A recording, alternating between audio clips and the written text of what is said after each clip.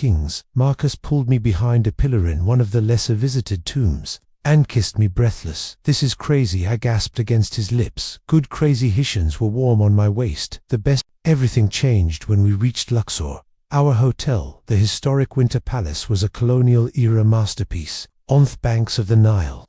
Our room had high ceilings, antique furniture, and a massive bed that we both pretended not to notice it first night. In Luxor marked a turning point after a long day. Tyrant temple we returned to our room house did, but electric with anticipation. The setting sun painted the Nile in shades of gold and crimson visible from our window. "You're beautiful in this light," Marcus said, moving behind me as I stood watching the sunset. His arms wrapped around my waist, and I leaned back against his chest. "Marcus," I breathed as his lips found my neck. "Tell me if you want me to stop," he murmured against miskin, but stopping was the last thing on my mind. I turned in his arms, pulling him into a desperate kiss. We stumbled toward it, bare hands fumbling with buttons on jeppers. When my back hit the mattress, Marcus paused above me. "Are you sure about this?" His eyes were dark with dire but also concern. "I've never been more sure of anything," I replied, pulling him down to me. What followed was a night of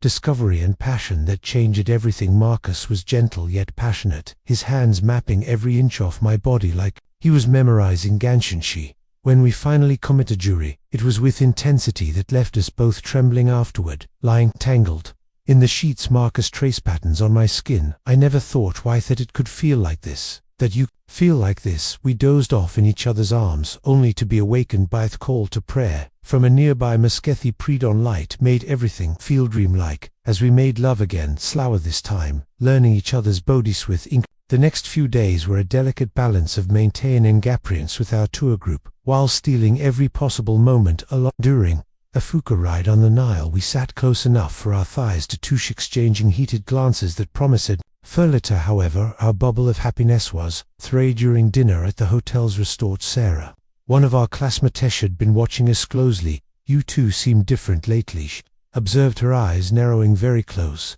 Marcus handled it smoothly. "Been helping me with my thesis research. We've discovered we have a lot in common, but the moment reminded us that we weren't in our own private world."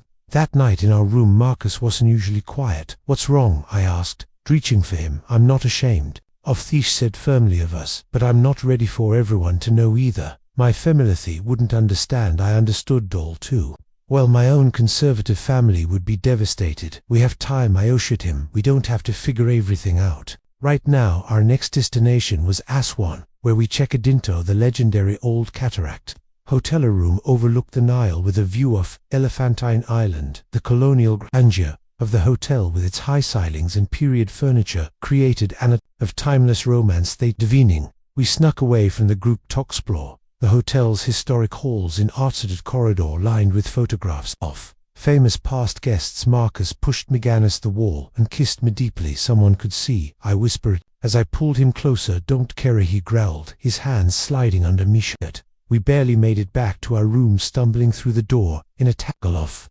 limbs and desperate kisses. That night was different from our previous encounters, more urgent, more primal. Marcus lifted me onto the anti-quadrissa, scattering toiletries as he marked my neck with his teeth. The next morning brought an unexpected implication. As we were getting ready for breakfast, there was a knock at our door. It was Professor Harrison, our group leader. "Boys, there's been a slight change of plans," she said, her eyes moving between us with an unreadable expressions. "We need to rearrange some room assignments due to maintenance sizes. Nathan, you'll be moving in with," and Marcus with James. My heart sank as Marcus spoke up. "Actually, Professor, we're quite comfortable with our current arrangement. The view from this room is perfect for my research on Eotic architecture." She hesitated, then added slowly, "Very well, but remember, this is an academic trip. I expect professional behavior from all students." After she left, Marcus pulled me into his arms. "She knows," I whispered against his chest. "Maybe, but she's also giving us a chance." His fingers traced my spine soothingly. "We'll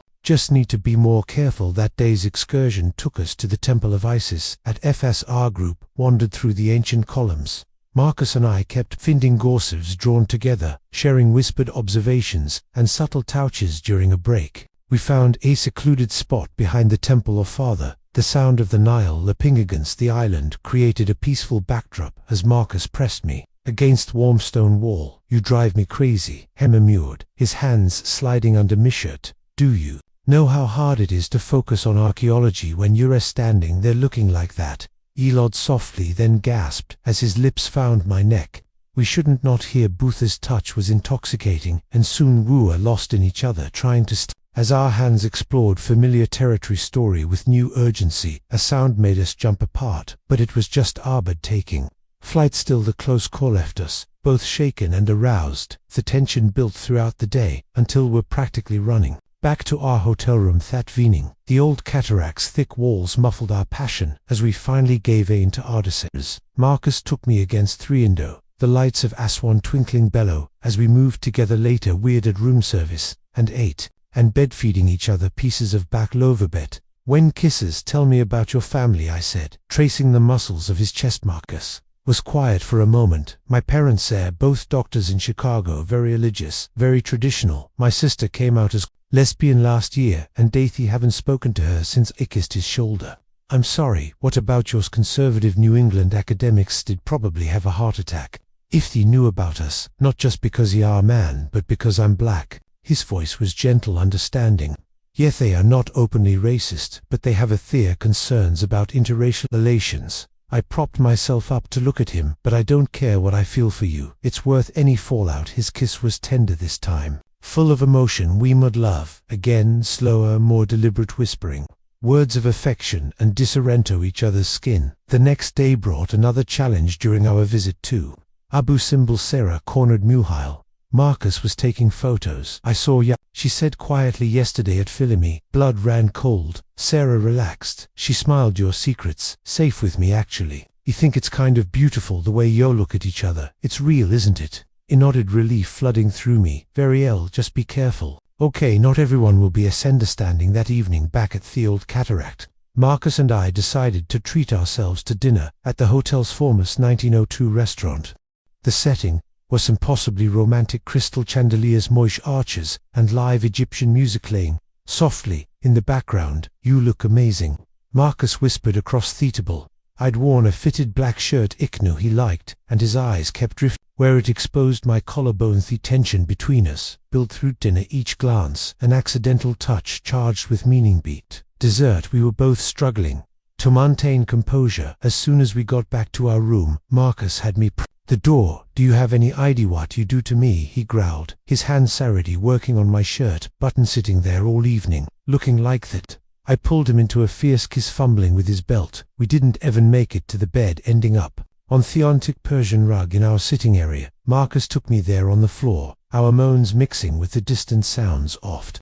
Nile, later lying in bed, Marcus traced the marks he'd left on my neck. I should feel guilty about those, he mused, but I don't. Good, I replied, pressing closer to him. I like wearing your marks. Next morning brought an unexpected surprise. As we were heading to breakfast, ran into James, another student from a group, coming out of his room with a local man. There was an awkward moment of mutual recognition before James spoke. I won't say anything if you don't, DeMarcus replied, and we all shared a knowing smile. The day's excursion took us to Dendora Temple, known for its explicit hieroglyphic art. As our guide explained the ancient Egyptian attitudes toward sexuality and love, Marcus and I exchanged heated glances. During a break, found ourselves alone in a dimly lit corridor. The walls were covered in reliefs of intimate scenes between gods and mortals. Marcus pressed me again of the ancient columns, his hands sliding under my shirt. Shouldn't, I gasped, even as I arced into his touch. This is a sacred place. Love is sacred, he murmured against my neck. And what I feel for you, it's definitely whiffs. We managed to control ourselves. Barely. The rest of the tour was torture, especially when Marcus kept whispering translations of the more erotic hieroglyphics in my ear. That night, back at the hotel, weirded champagne to celebrate our last night in Aswan. Standing on our balcony, watching the sunset over the Nile, Marcus wrapped his arms around me from behind. I don't want this to end, he said softly.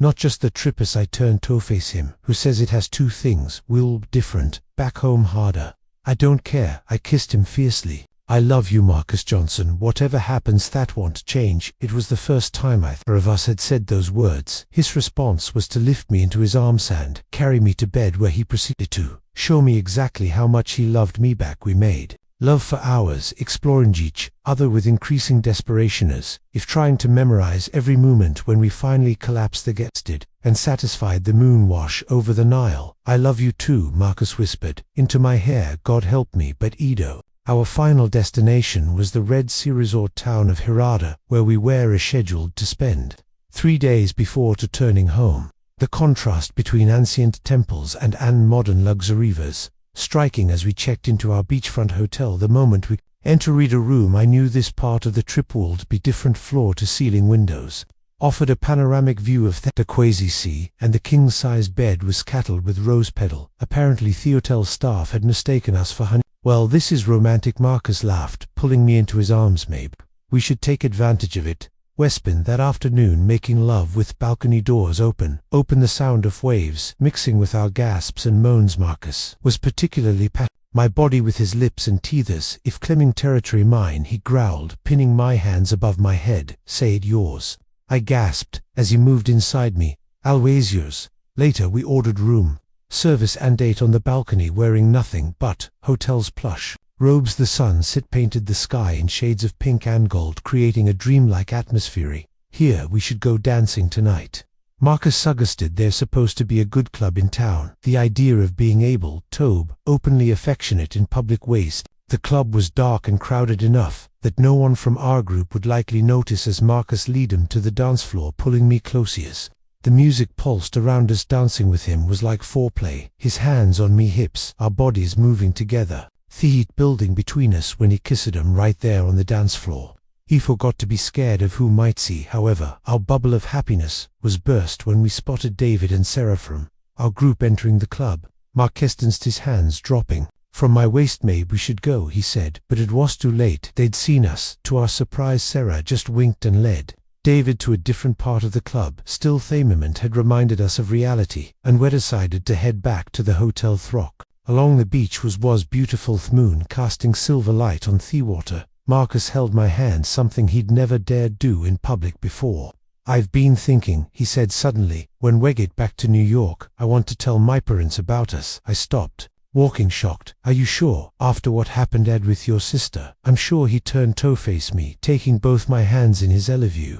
Nathan, I'm tired of hiding it. Whatever happens with my family, we'll face it together. I kissed him there, on the beach, not caring who might see. When we finally made it back to our room, our love-making was different, more tender, more meaningful. Marcus worshipped every inch of my body, whispering words of love and promise against my skin. The next morning we decided to go snorkeling. The underwater world was magical, full of colorful fish and coral reefs. At one point, Marcus pulled me close in the clear water, our masks bumping as he tried to kiss me. We both surfaced long. Back on the boat, I couldn't stop staring at him. Water droplets running down his dark skin, his swim shorts riding low on his hips. When he caught me looking, his smile turned predatory. As soon as we got back to our room, he pushed me against the wall, still wet from the sea bin, wanting to do this all day, he growled, dropping to his knees. What followed was one of the most intense experiences of my life. Marcus seemed determined to drive me crazy with pleasure, bringing me to the edge multiple times,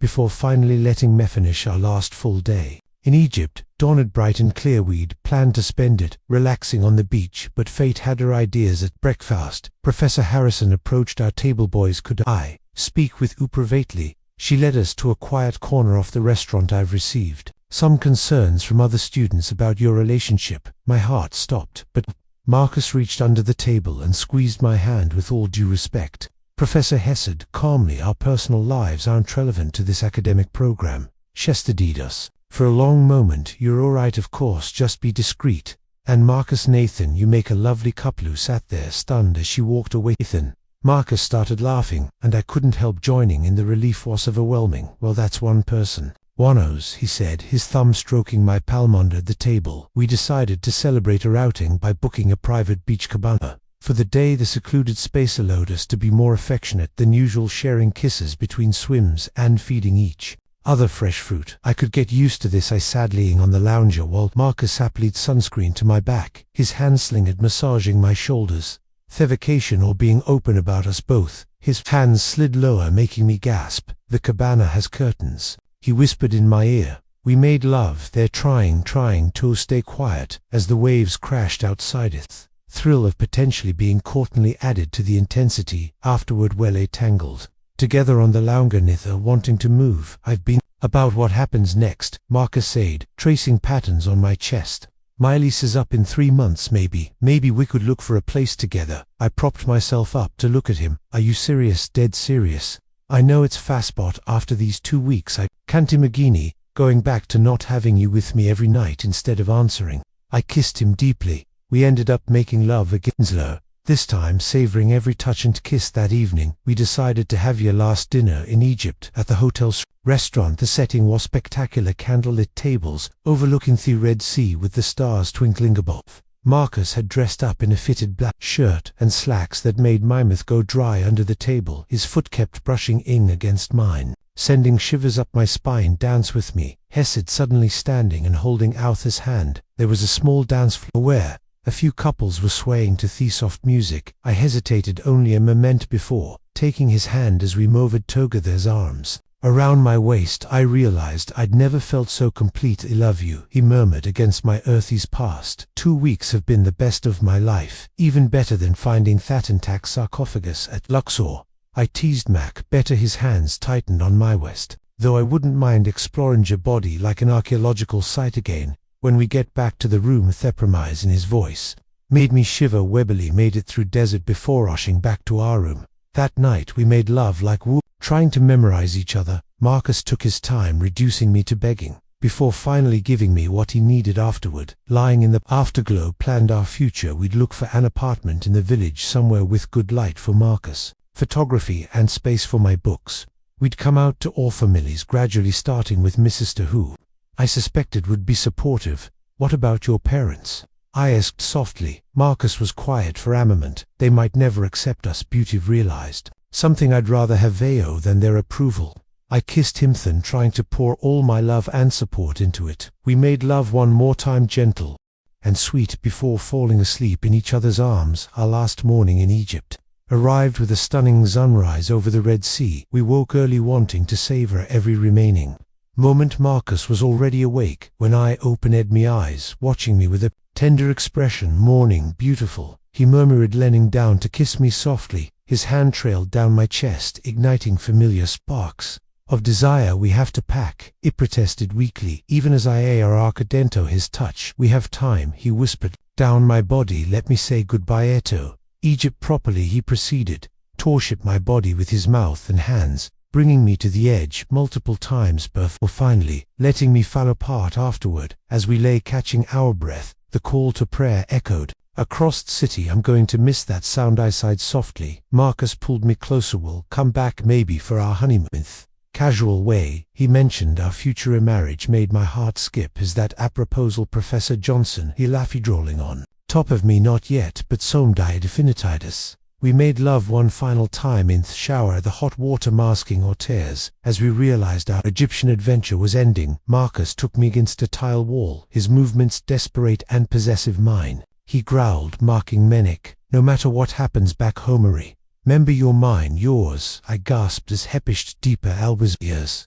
After packing, we had one last breakfast on our balcony. The morning was perfect. Clear blue sky, gentle breeze, the sound of waves below. Marcus reached across the table to take my hand. Thank you, he said softly. For what? For making this trip more than just an academic expedition, for being brave enough to of me, for changing my life. I squeezed his hand, fighting back tears. You changed mine. To the bus ride to the airport, Waskit, both of us lost in thoughts of the past 2 weeks. We'd arrived in Egypt as colleagues, and we were leaving as lovers, partners, planning a future together. At the airport, before we rejoined our group, Marcus put me into a secluded corner. His kiss was deep and passionate, full of promise. When we get home, he whispered against my lips, I'm going to take you to dinner, a proper date. No hiding, no pretending. We're just friends. I want Theward to know you're mine. I kissed him again, pouring all my love and hope into it. I can't wait. On the plane, we managed to get seats together as Egypt disappeared beneath the clouds. Marcus took my hand, intertwining our fingers. Know what I realized, he said softly. What? The ancient Egyptians believed in the concept of truth, balance, and adore in the universe. Maybe that's way this is. Maybe loving you is my aim. I leaned my head on his shoulder, smiling than Loving you, Isman. As the plane carried us home, he thought about everything that awaited us coming out to our families, finding an apartment building, a life together. It wouldn't be easy, but with Marcus by my side, I was ready to face anything. Egypt had given us more than just archaeological discoveries. It had given us love, courage, and a future together. As I drifted off to sleep against Marcus' shoulder, I smiled, knowing that while our Egyptian adventure was ending, our real journey was just beginning.